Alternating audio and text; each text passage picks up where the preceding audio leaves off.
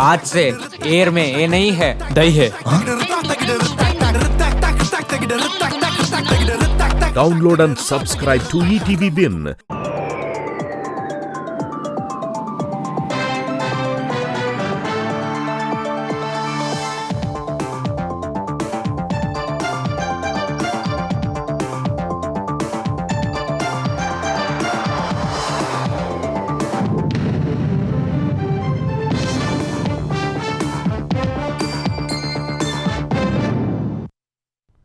నమస్కారం ETV news కు స్వాగతం. ముఖ్యాంశాలు. తెలంగాణలో రేషన్ కార్డుల పంపిణీకి సర్వం సిద్ధం. సూర్యాపేట జిల్లాలో ప్రారంభించనున్న సీఎం, భారీ ఏర్పాట్లు చేసిన అధికారులు.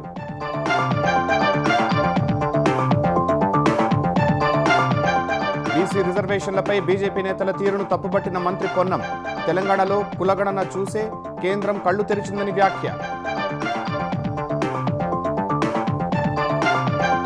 సీఎం చంద్రబాబుపై పేర్ని నాని వ్యాఖ్యలను ఖండించిన అనిత. రెచ్చగొట్టి పబ్బం గడుపుకోవాలని చూస్తే ఉపేక్షించబోమని హెచ్చరిక.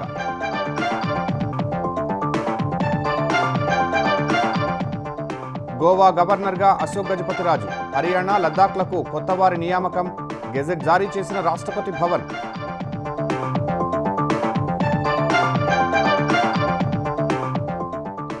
అలనాటి అందాల తార సరోజాదేవి కన్నుమూత. బెంగళూరులోని నివాసంలో తుదిశ్వాస. సంతాపం తెలిపిన ప్రముఖులు.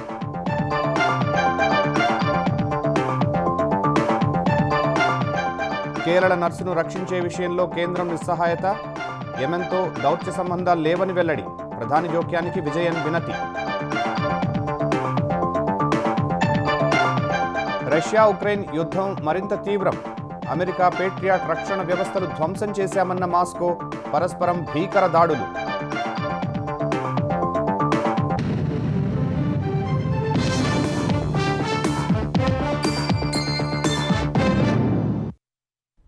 తెలంగాణలో కొత్త రేషన్ కార్డుల పంపిణీకి రాష్ట్ర ప్రభుత్వం నేడు శ్రీకారం చుట్టనుంది. సూర్యాపేట జిల్లా తుంగతుర్తి నియోజకవర్గం తిరుమలగిరి వేదికగా సీఎం రేవంత్ రెడ్డి కొత్త రేషన్ కార్డులను లాంఛనంగా లబ్ధిదారులకు అందజేయనున్నారు. తుంగతుర్తి నియోజకవర్గానికి సీఎం తొలిసారి వస్తుండటంతో అధికార యంత్రాంగం విస్తృత ఏర్పాట్లు చేసింది. రేషన్ కార్డుల కోసం 10 ఏళ్ల ఎదురుచూపులు నేడు ఫలించనున్నాయని సీఎం రేవంత్ రెడ్డి ఎక్స్ వేదికగా పోస్టు పెట్టారు. పేదలకు 5.61 లక్షల కొత్త రేషన్ కార్డులు అందనున్నాయని పేర్కొన్నారు. ఇప్పటికే సన్నబియ్యంతో రేషన్ షాపులు సందడిగా మారాయన్నారు. ఎన్నికల్లో ఇచ్చిన ప్రతి హామీని కాంగ్రెస్ పార్టీ చిత్తశుద్ధితో నెరవేరుస్తోందని తెలంగాణ రవాణా శాఖ మంత్రి పొన్నం ప్రభాకర్ చెప్పారు. బీసీలకు 42% రిజర్వేషన్లు ఇస్తామని ఎన్నికల ముందు హామీ ఇచ్చామని, అందుకు చర్యలు తీసుకున్నామన్నారు. బీసీల రిజర్వేషన్లపై బీజేపీ నేతలు ముసలి కన్నీరు కాలుస్తున్నారని ఆయన విమర్శించారు. బీసీలపై వారికి ప్రేమ ఉంటే ఎందుకు కేంద్రం బిల్లును ఆమోదించడం లేదని ప్రశ్నించారు. బీజేపీ చేయలేని పని కాంగ్రెస్ చేసిందనే అక్కస్తో ఎంపీ లక్ష్మణ్ రిజర్వేషన్లపై అసహనం వ్యక్తం చేస్తున్నారని మండిపడ్డారు. బీఆర్ఎస్, బీజేపీలో ఉన్న బీసీ నేతలు తమ అధిష్టానంపై ఒత్తిడి పెంచాలని మంత్రి సూచించారు. లక్ష్మణ్ గారు, మేము చేస్తున్న ప్రక్రియ సరికాదు అంటే మా ప్రభుత్వానికి చిత్తశుద్ధి ఉంది. 42% రిజర్వేషన్లు ఇవ్వాలని స్థానిక సంస్థల ఎన్నికలు 18 నెలలుగా వాయిదా వేసుకుంటూ పోతా ఉన్నాం. దాని మీద కేంద్రం నిధులు మీరే ఆపినారు. ఇలా కేంద్రం నిధులు వస్తలేవు, స్థానిక సంస్థల ఎన్నికలు పెట్టుకోవాలి, కానీ 42% తోటే పెట్టుకోవాలనే పట్టుదలతోటి చట్టపరమైనటువంటి అన్ని అంశాలను కార్యక్రమాన్ని ముందుకు తీసుకుపోతుంటే మీకున్న అనుమానం లేంది అని అడుగుతా ఉన్నాం. తెలంగాణ రాష్ట్ర శాసనసభ చట్టం చేసి గవర్నర్ గారి ఆమోదం పొందిన తర్వాత నిజంగా బీజేపీలో మీకు సమర్థవంతమైనటువంటి మాట చెల్లితే రాష్ట్రపతి గారి ఆమోదం పంపించి 9వ షెడ్యూల్లో పెట్టించి ఎటువంటి ఆటంకాలు లేకుండా తీసుకుపోండి అని చెప్పి కోరుతా ఉన్నాం. అది చేయరు, ఢిల్లీకి రారు, మాకు అవకాశం ఇయ్యరు, మీరు మమ్మల్ని రెస్పాండ్ గారు, మళ్ళీ అనవసరమైనటువంటి విమర్శలు చేస్తారు. ఏం చేయమంటారు చెప్పండి? చారిత్రాత్మక నిర్ణయం తీసుకొని ప్రజాస్వామికంగా న్యాయపరంగా ముందుకు పోతుంటే ఎందుకు ఈ సందర్భంగా అడ్డంకులు చేస్తా ఉన్నారు? కృష్ణానది ఎగువన ఆంధ్రప్రదేశ్ ప్రభుత్వం ప్రాజెక్టులు కడుతుంటే నాటి బీఆర్ఎస్ ప్రభుత్వం అడ్డుకోకపోగా సహకరించిందని తెలంగాణ ఉప ముఖ్యమంత్రి భట్టి విక్రమార్క ఆరోపించారు. గత తప్పిదాలను సరిచేసుకుంటూ ముందుకు వెళుతూ ఉంటే బీఆర్ఎస్ నేతలు విమర్శలు చేస్తున్నారని భట్టి ఆగ్రహం వ్యక్తం చేశారు. ఖమ్మం జిల్లా పాలేరు అండర్ టన్నెల్ పనులు పూర్తి చేసుకుని పాలేరు రిజర్వాయర్లోకి నీళ్లు వదిలే కార్యక్రమంలో రెవెన్యూ శాఖ మంత్రి పొంగులేటి శ్రీనివాసరెడ్డితో కలిసి భట్టి విక్రమార్క పాల్గొన్నారు. కృష్ణానది నుంచి ఎంత ఎక్కువ వీలైతే అంత నీటిని తరలించేందుకు కాంగ్రెస్ ప్రభుత్వం కృష్ణానదిపై ప్రాజెక్టులను వేగంగా పూర్తి చేస్తుందని భట్టి పేర్కొన్నారు. కృష్ణాకు భారీగా వరద వస్తున్న నేపథ్యంలో మొదటి పంటకు ఎలాంటి ఢోకా లేదని మంత్రి పొంగులేటి తెలిపారు. రాబోయే 5 రోజుల్లో పూర్తిస్థాయి ఆయకట్టుకు నీరు విడుదల చేస్తామని చెప్పారు. ఇప్పుడు 400 క్యూసెక్లు రిలీజ్ చేశాం. ఇది క్రమేపీ పెంచుతూ ఈ రాబోయే 3-4 డేస్ లో ఏదైతే ఫుల్ డిశ్చార్జ్ నాగార్జున సాగర్ పాలేరుకు డౌన్ స్ట్రీమ్ ఉన్న ఆయకట్టు కోసం, తెలంగాణ రాష్ట్రంలోని ఆయకట్టు కోసం ఫుల్ డిశ్చార్జ్ రాబోయే ఈ 4-5 డేస్ లో ఫుల్ డిశ్చార్జ్ రిలీజ్ చేయటం జరుగుద్ది. భగవంతుడు దీవెనలతో ఈనాడు తెలంగాణ రాష్ట్రంలో కృష్ణా బేసిన్ కూడా ఎప్పుడూ లేని విధంగా ఒక 15 రోజుల ముందే ఇన్ఫ్లోస్ సైజబుల్ గా వచ్చిన కారణంగా కృష్ణా బేసిన్ లో కూడా మొదటి పంటకి డోకా లేని విధంగా ఈనాడు నీరు వచ్చింది, ఇంకా వస్తా ఉంది. శ్రీశైలం పైన పర్ డే 11 టీఎంసీ వాటర్ని డ్రా చేసుకునే కెపాసిటీతో ఏపీ ప్రభుత్వాలు ప్రాజెక్టులు కట్టుకుంటా ఉంటే వాటిని ఆపకుండా సహకరించినటువంటి టీఆర్ఎస్ పార్టీ వల్లే ఈరోజు రాష్ట్ర ప్రజలకు ఇబ్బంది ఏర్పడేటువంటి ప్రమాదం ఉంచుకున్నాం. చేసిన తప్పిదాలు చేసినటువంటి ఆనాటి ఇరిగేషన్ మంత్రి హరీష్ రావు గారు కానీ, లేకపోతే అందులో ప్రధాన భూమికి పోషించినటువంటి కేటీఆర్ కానీ, లేకపోతే ఆనాడు ముఖ్యమంత్రిగా ఉన్నటువంటి కేసీఆర్ గారు కానీ అడ్డగోలుగా ఈ రాష్ట్ర ప్రభుత్వం పైన తప్పుడు ప్రచారం చేస్తూ బురదజల్లే కార్యక్రమానికి తెరలేపారు. ఆంధ్రప్రదేశ్లో AI+ క్యాంపస్ను ఏర్పాటు చేస్తానని ప్రకటించిన ఆదిత్య బిర్లా గ్రూప్ చైర్మన్ కుమారమంగళం బిర్లాకు సీఎం చంద్రబాబు కృతజ్ఞతలు తెలిపారు. దేశంలో ఉన్నత విద్యను మార్చడానికి సాహసోపేతమైన అడుగు వేశారని కొనియాడారు. ఈ రకమైన క్యాంపస్ ఆర్టిఫిషియల్ ఇంటెలిజెన్స్, అభివృద్ధి చెందుతున్న టెక్నాలజీలకు ప్రపంచ స్థాయి కేంద్రంగా ఉంటుందని సీఎం అభిప్రాయపడ్డారు. AI, data science, robotics, cyber, physical systems, computational లింగ్విస్టిక్స్లో అత్యాధునిక కార్యక్రమాలతో అంతర్జాతీయ ప్రమాణాలతో క్యాంపస్ ఏర్పాటు కానుందని వివరించారు. సాంకేతికతల స్పెక్ట్రంకు AI+ క్యాంపస్ కేంద్రం కానుందన్నారు.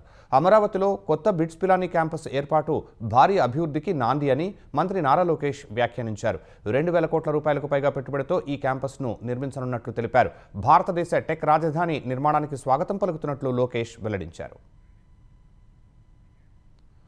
అరకు, పాడేరు అంటే గాంజా పండిస్తారనే స్థాయి నుంచి అరకు అంటే కాఫీకి ప్రపంచ స్థాయి బ్రాండ్ అనే విధంగా చేశామని ఆంధ్రప్రదేశ్ హోంశాఖ మంత్రి అనిత అన్నారు.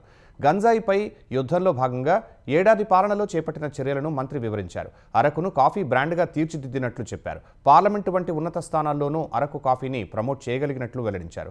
గంజాయి వ్యాపారస్తుల ఆర్థిక మూలాలు దెబ్బతీస్తూ కఠిన చర్యలు తీసుకుంటున్నట్లు మంత్రి చెప్పారు. గిరిజనుల అమాయకత్వాన్ని ఆసరాగా చేసుకుని సొమ్ము చేసుకునే వారి పట్ల కఠినంగా ఉన్నామని స్పష్టం చేశారు. రాష్ట్ర ప్రభుత్వం, ఈగల్ టీం కలిసి పనిచేసి మార్పును తీసుకువచ్చాయని వివరించారు. చంద్రబాబుపై అనుచిత వ్యాఖ్యలు చేసిన వైసీపీ నేత పేర్ని నానిపై మంత్రి మండిపడ్డారు. తనకు వయసైపోయి ఎన్నికల్లో పోటీకి కొడుకును దింపిన విషయం పేర్ని నాని మర్చిపోయారని ఆగ్రహం వ్యక్తం చేశారు. ఎందుకంటే చాలా గర్వంగా చెప్పగలం. ఈరోజు మీరు అబ్జర్వ్ చేసుకుంటే ఈరోజు అరకు అనేసరికి కాఫీ గుర్తొచ్చింది. ఈరోజు పార్లమెంట్ లాంటి ఉన్నతమైన స్థానాల్లో కూడా అరకు కాఫీని ప్రమోట్ చేయటం, ప్రపంచంలోనే కూడా కొన్ని అవుట్లెట్స్లో అరకు కాఫీని ప్రమోట్ చేయటం అంటే ఒక ఇమేజ్ని డెవలప్ చేయాలి. అరకు, పాడేరు ఏజెన్సీ అనేసరికి గాంజా తోటలు పెంచుతారు అనుకున్న దృక్పథం నుంచి ఈరోజు కాఫీ తోటలు మంచి కాఫీ ఉంటుంది, మంచి అరోమా కలిగే కాఫీ మనకి లభిస్తుంది అన్న పొజిషన్కి ఈరోజు మేము తీసుకురాగలిగామంటే ఇది మేమైతే ఒక మంచి ప్రతిఫలం మాకు అందింది అని మేము చెప్పగలం. సుమారుగా చూస్తే జూన్ 2025 వరకు చూసుకుంటే 831 డ్రగ్ కేసులు నమోదు చేశాం. ఈ రోజుకి 2,114 మందిని అరెస్టు చేయడం జరిగింది. 23,770 కిలోల గంజాయి ప్లస్ 27 లీటర్స్ యాషిష్ ఆయిల్ కూడా పట్టుకోవడం జరిగింది. 2,093 వాహనాలు సీజ్ చేయడం జరిగింది. 8,200 మందికి అవగాహన శిబిరాలు ఏర్పాటు చేయడం జరిగింది. Are very proud to say ఈరోజు గాంజా కల్టివేషన్ అన్నది జీరో కల్టివేషన్ ఈరోజు చేయగలిగాం.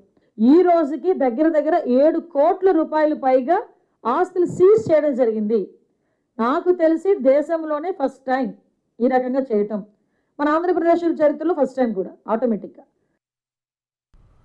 కృష్ణా జిల్లా జడ్పీ చైర్పర్సన్ ఉప్పాల హారిక భర్త రాముపై గుడివాడ వన్ టౌన్ పోలీస్ స్టేషన్లో కేసు నమోదైంది. తనను అసభ్యంగా దూషించారంటూ తెలుగు మహిళా నేత సునీత ఫిర్యాదు చేశారు. నాగవరప్పాడు వంతెన వద్ద హారిక కారు సునీతను ఢీకొట్టింది. గాయపడిన సునీత గుడివాడ ఏరియా ఆసుపత్రిలో చేరారు. కారులో ఉన్న రాము, వైసీపీ నేత కందుల నాగరాజు తనను అసభ్యంగా దూషించారని బాధితురాలు ఫిర్యాదులో పేర్కొన్నారు.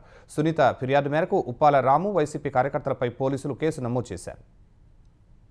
తెలుగుదేశం సీనియర్ నేత, కేంద్ర మాజీ మంత్రి అశోక్ గజపతిరాజును గోవా గవర్నర్గా నియమిస్తూ రాష్ట్రపతి ఉత్తర్వులు జారీ చేశారు. గోవాతో పాటు 3 రాష్ట్రాలకు కొత్త గవర్నర్లను రాష్ట్రపతి నియమించారు. హర్యానా గవర్నర్గా ప్రొఫెసర్ అషీమ్ కుమార్ ఘోష్ను నియమించారు. జమ్మూ కశ్మీర్ మాజీ ఉప ముఖ్యమంత్రి కవీందర్ గుప్తాను లద్దాఖ్ లెఫ్టినెంట్ గవర్నర్గా నియమించారు. లద్దాఖ్ లెఫ్టినెంట్ గవర్నర్గా ఉన్న బ్రిగేడియర్ బీడీ మిశ్రా రాజీనామాను ఆమోదించిన రాష్ట్రపతి ఆ స్థానంలో గుప్తాను నియమించారు. కొత్త గవర్నర్లు బాధ్యతలు చేపట్టిన తేదీ నుంచి నియామకాలు అమల్లోకి వస్తాయని రాష్ట్రపతి భవన్ ఆదేశాలు జారీ చేసింది. యెమెన్లో ఉరిశిక్ష పడిన కేరళ నర్సు నిమిష ప్రియను రక్షించేందుకు సాధ్యమైందంతా చేస్తున్నామని కేంద్రం సుప్రీంకోర్టుకు తెలిపింది. యెమెన్లోని ప్రస్తుత పరిస్థితుల రీత్యా ఇంతకన్నా ఏమీ చేయలేమని అటార్నీ జనరల్ ఆర్ వెంకటరమణి ధర్మాసనానికి నివేదించారు. ఈ వ్యవహారంలో ఎంత చేయగలమో అంతా చేశామని నిస్సహాయతను వ్యక్తం చేశారు.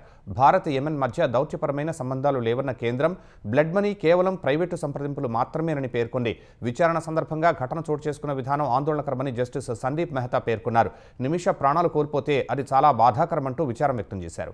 ఇదే సమయంలో నిమిషను కాపాడేందుకు వెంటనే జోక్యం చేసుకోవాలని ప్రధాని నరేంద్ర మోదీకి కేరళ సీఎం పినరయి విజయన్ లేఖ రాశారు. అలనాటి నటి పద్మభూషణ్ గ్రహీత బి సరోజాదేవి కన్నుమూశారు. బెంగళూరులోని తన నివాసంలో ఈ ఉదయం తుది శ్వాస విడిచారు. 87 ఏళ్ల సరోజాదేవి వృద్ధాప్య సంబంధిత వ్యాధులతో మరణించారు. తెలుగు, కన్నడ, తమిళం సినిమాల్లో నటించిన ఆమె దాదాపు 200కు పైగా చిత్రాల్లో నటించారు. 1938లో కర్ణాటకలో జన్మించిన సరోజాదేవి 13 ఏళ్ల వయసులోనే ఇండస్ట్రీలోకి అడుగుపెట్టారు. ఎన్టీఆర్, ఏఎన్ఆర్, ఎంజీఆర్ వంటి దిగ్గజ నటులతో కలిసి పలు సూపర్ హిట్ సినిమాల్లో నటించారు. 1969లో పద్మశ్రీ పురస్కారం, 1992లో పద్మభూషణ్ పురస్కారం అందుకున్నారు. మహాకవి కాళిదాసుకు జాతీయ అవార్డు అందుకున్న ఆమె పాండురంగ మహత్యం సినిమాతో తెలుగులో ఆరంగేట్రం చేశారు. దిగ్గజ నటుడు ఎన్టీఆర్తో జగదేక వీరుని కథ, మంచి చెడు, దాగుడు మూతలు, ప్రమీలార్జనీయం, శకుంతల చిత్రాల్లో నటించారు. ఎన్టీఆర్ సొంత సినిమాలైన సీతారామ కళ్యాణం, దానవీర సూరకర్ణ చిత్రాల్లో నటించారు. తెలుగులో ఆమె చివరి చిత్రం సామ్రాట్ అశోక. సరోజాదేవి చివరిగా 2019లో కన్నడ సినిమా నట సార్వభౌమ చిత్రంలో అతిథి పాత్రలో నటించారు. సీనియర్ నటి సరోజాదేవి మరణ వార్త తీవ్ర విచారం కలిగించిందని ముఖ్యమంత్రి చంద్రబాబు అన్నారు. తెలుగు, తమిళ, కన్నడ భాషా చిత్రాల్లో కథానాయకిగా ఆమె అనేక ప్రశంసలు అందుకున్నారని గుర్తు చేసుకున్నారు. ఆమె ఆత్మకు శాంతి కలగాలని భగవంతుడిని ప్రార్థిస్తున్నట్లు పేర్కొన్న సీఎం ఆమె కుటుంబ సభ్యులకు ప్రగాఢ సానుభూతి తెలిపారు. 3 దశాబ్దాల పాటు సినీ రంగంలో సరోజాదేవి తనదైన ముద్రను వేశారని ఉప ముఖ్యమంత్రి పవన్ కళ్యాణ్ అన్నారు. అనేక సూపర్ హిట్ చిత్రాలతో తెలుగు ప్రేక్షకులను మెప్పించారని గుర్తు చేసుకున్నారు. సరోజాదేవి మృతి అత్యంత బాధాకరమని సినీ నటుడు ఎమ్మెల్యే నందమూరి బాలకృష్ణ పేర్కొన్నారు. ఆమె మరణం భారతీయ చిత్ర పరిశ్రమకు, ప్రధానంగా దక్షిణ భారత చిత్ర పరిశ్రమకు తీరని లోటన్నారు. మహానటులు ఎన్టీఆర్, ఏఎన్ఆర్, ఎంజీఆర్ వంటి వారితో నటించి ప్రేక్షకులను మెప్పించి అనేక పురస్కారాలను సరోజాదేవి అందుకున్నారని మంత్రి నారా లోకేష్ కొనియాడారు. ఆమె కుటుంబ సభ్యులకు ప్రగాఢ సానుభూతి తెలిపారు. ఎమ్మెల్సీ కవితపై ఎథిక్స్ కమిటీకి ఫిర్యాదు చేశామని, ఆమెపై చర్యలు తీసుకోవాలని కోరామని ఎమ్మెల్సీ తీన్మార్ మల్లన్న పేర్కొన్నారు. శాసనమండలి చైర్మన్ గుత్తా సుఖేందర్ రెడ్డితో సమావేశమైన మల్లన్న ఆదివారం క్యూ న్యూస్ కార్యాలయంపై జరిగిన దాడి ఘటనపై ఫిర్యాదు చేశారు. తనకు రక్షణ కల్పించాలని కోరారని, నిన్న జరిగిన ఘటనపై సమగ్ర విచారణ చేస్తామని మండలి చైర్మన్ గుత్తా సుఖేందర్ రెడ్డి హామీ ఇచ్చారని చెప్పారు. బీసీల కట్టుబాట్లు, పదజాలం ఏమిటో కవితకు తెలియవన్నారు.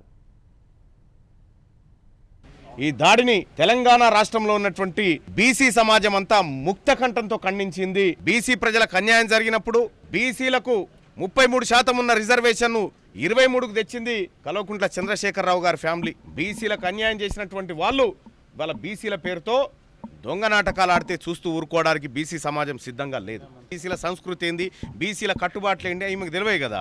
బెంజి కార్లలో తిరిగేటామెకు ఆమెకు ఎట్లా తెలుస్తుంది? వాళ్ళ నాన్నని అడగాలి పోయి, ఈ మాట కరెక్టే నాన్న. కాకపోతే వాళ్ళ నాన్న ఆమెతో మాట్లాడతలేడు కాబట్టి ఆ ఫ్రస్ట్రేషన్ ఎడదీయాలని అర్థం కాక బీసీల మీద తీసే ప్రయత్నం చేస్తూ ఉంది.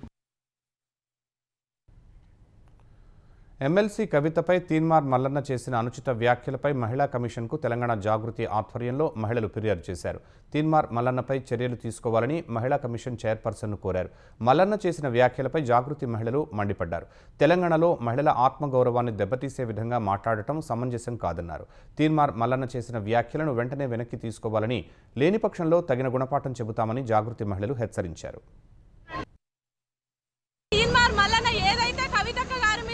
అనుచిత వ్యాఖ్యలు అంటే మహిళా లోకం కనీసం ఉచ్చరించలేని పదాలు ఏవైతే ఉపయోగించి తెలంగాణ ఆడబిడ్డలందరి ఆత్మగౌరవాన్ని దెబ్బతీసే విధంగా ఏదైతే మాట్లాడినరో ఈ రోజు దాని మీద ఉమెన్ కమిషన్ ఆఫీసర్కి ఖచ్చితంగా కంప్లైంట్ ఇచ్చి ఆయన మీద యాక్షన్ తీసుకొని చర్యలు తీసుకోవాలి అని చెప్పి కోరడానికి వచ్చినాం.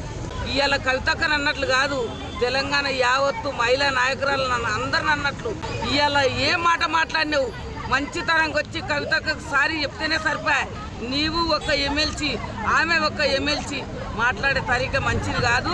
నీవేదో మైకు పట్టుకొని ఒక ఛానల్ పెట్టుకొని నీ ఇష్టం వచ్చినట్టు మాట్లాడితే కాదు. మల్లన్న మంచితనంగా మహిళలకు యావత్తు తెలంగాణ ప్రజలకంతా లేడీస్కు సారీ చెప్పాలి. నువ్వు సారీ చెప్పేదాకా ఈ మహిళలు ఇట్లే తిరగబడతారు, మంచిది కాదు.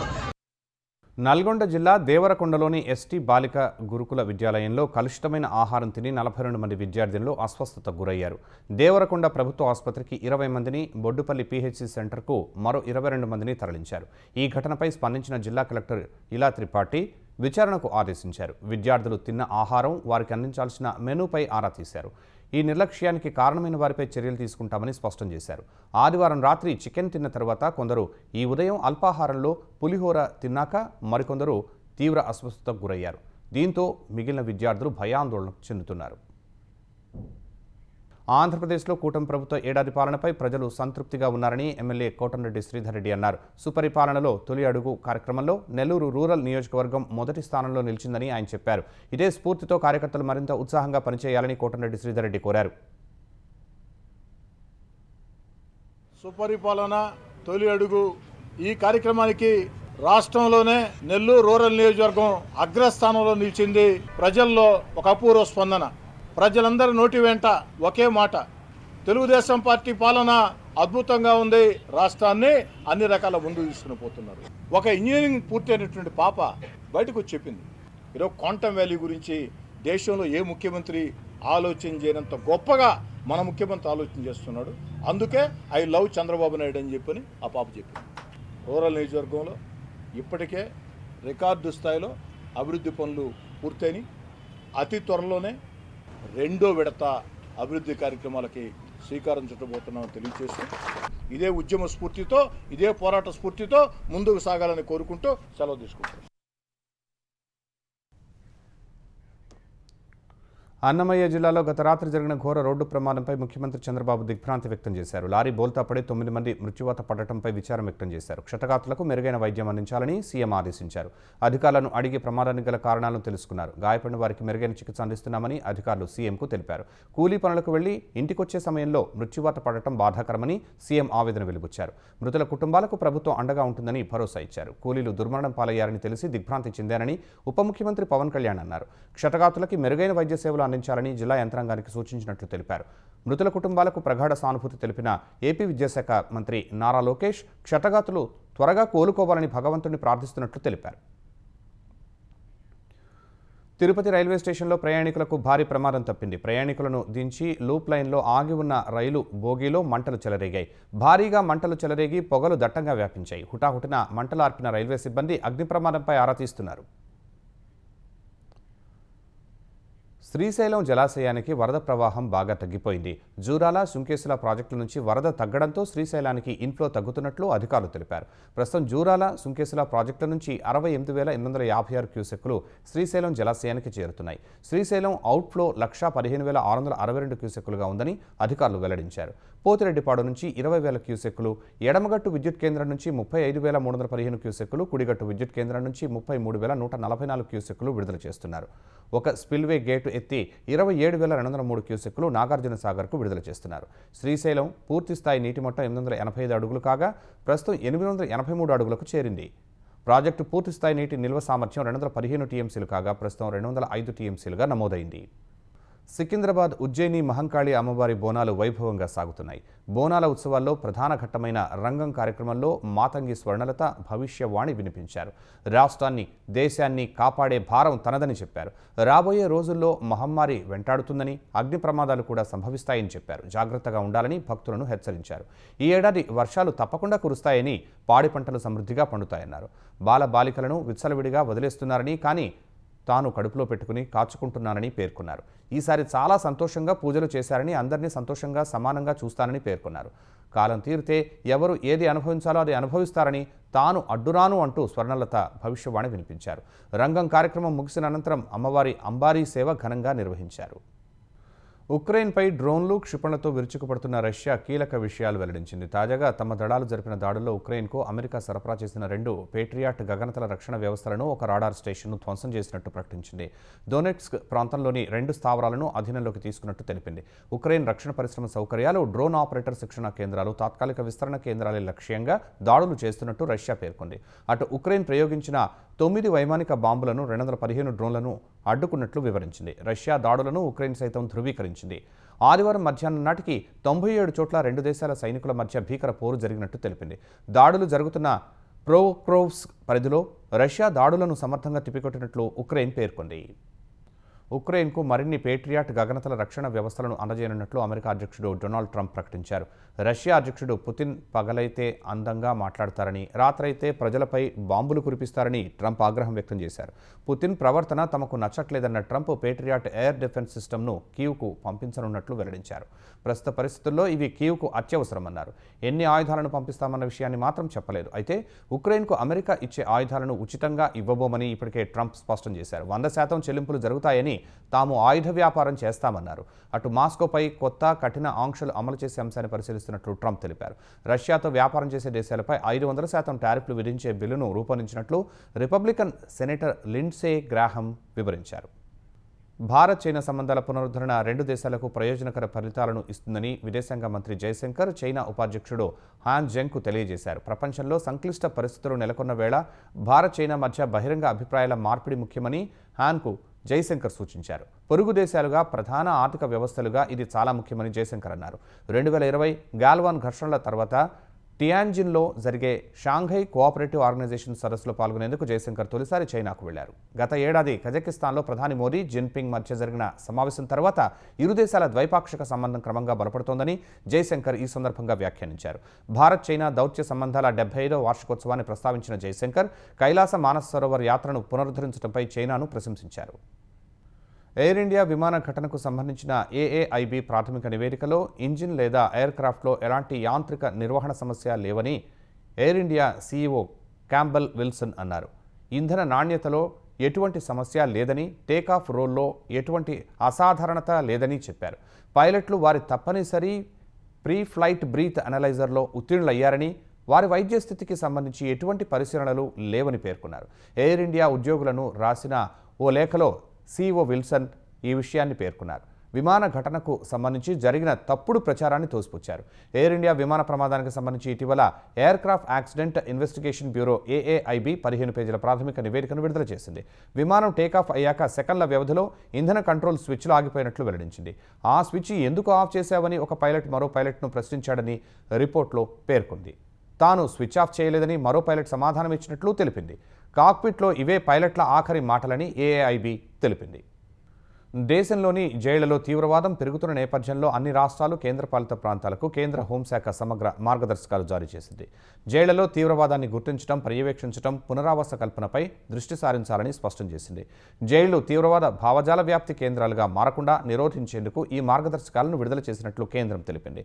ఒంటరితనం, సామాజిక వ్యతిరేక ధోరణులు, హింసాత్మక ధోరణి గల ఖైదీలు తీవ్రవాద భావజాలానికి లోనవుతారని ఎంహెచ్ఏ హెచ్చరించింది. రాష్ట్రాలు, కేంద్రపాలిత ప్రాంతాలు ప్రామాణిక స్క్రీనింగ్ సాధనాలను అభివృద్ధి చేయాలని, ఖైదీల ప్రవర్తన, సంబంధాలు, భావజాలాన్ని విశ్లేషించాలని సూచించింది.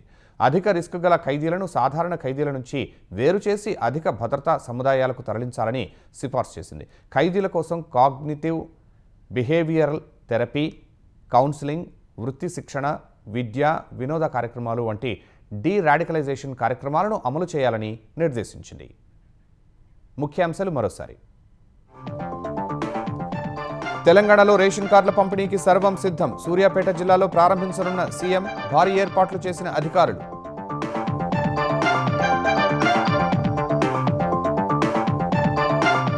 బీసీ రిజర్వేషన్లపై బీజేపీ నేతల తీరును తప్పుపట్టిన మంత్రి పొన్నం. తెలంగాణలో కులగణన చూసే కేంద్రం కళ్లు తెరిచిందని వ్యాఖ్య.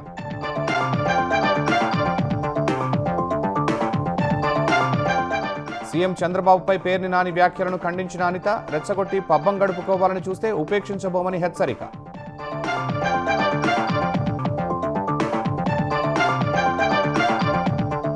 గోవా గవర్నర్గా అశోక్ గజపతిరాజు. హర్యానా, లద్దాఖ్లకు కొత్తవారి నియామకం. గెజెట్ జారీ చేసిన రాష్ట్రపతి భవన్.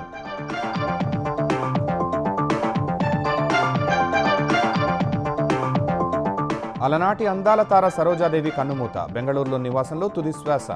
సంతాపం తెలిపిన ప్రముఖులు.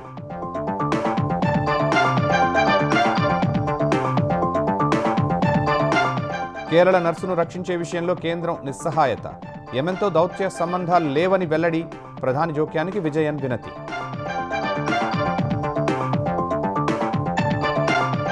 రష్యా ఉక్రెయిన్ యుద్ధం మరింత తీవ్రం. అమెరికా పేట్రియాట్ రక్షణ వ్యవస్థలు ధ్వంసం చేశామన్న మాస్కో. పరస్పరం భీకర దాడులు.